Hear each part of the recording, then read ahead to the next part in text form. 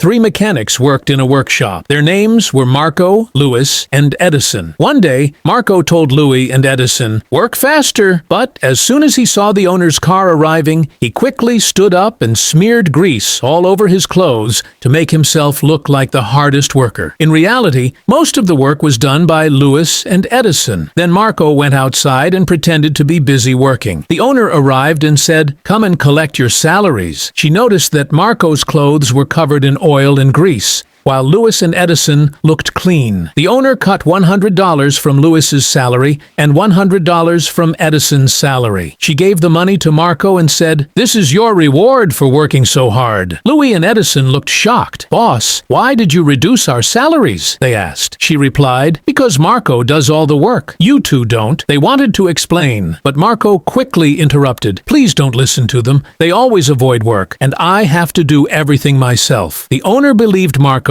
and even promised to give him a raise. A little later, Marco was eating lunch while watching a soccer match. Suddenly, he saw the owner's car coming back. He quickly called Louis and Edison and said, "You two work too hard. Come sit here, watch the match, eat some food, and take a break. I'll take care of the tools." They trusted him and sat down. Just then, the owner returned. Marco was pretending to clean the tools. He immediately said, "Look, boss, I'm working, but those two are sitting in the back watching the match." The owner became angry and walked to the back with Marco. She started scolding Louis and Edison. Louis said, "Boss, Marco told us to sit here." But Marco tried to prove they were lying. Once again, the owner believed Marco and said, "Tomorrow, I'll give you a $1,000 bonus." Marco smiled and started walking away, but the owner noticed that he was walking strangely. She said, "Wait, lift up your overalls." At first, Marco made excuses, but when the owner lifted them up, she found bottles of oil and lubricants tied to his legs. Then she played the workshop's CCTV footage. The owner said, "I actually found out the truth yesterday. As I was leaving the workshop, a woman came to me and said, 'I came to buy the oil that Marco sells every week.'" At that moment, everything became clear. Marco had been stealing workshop supplies for a long time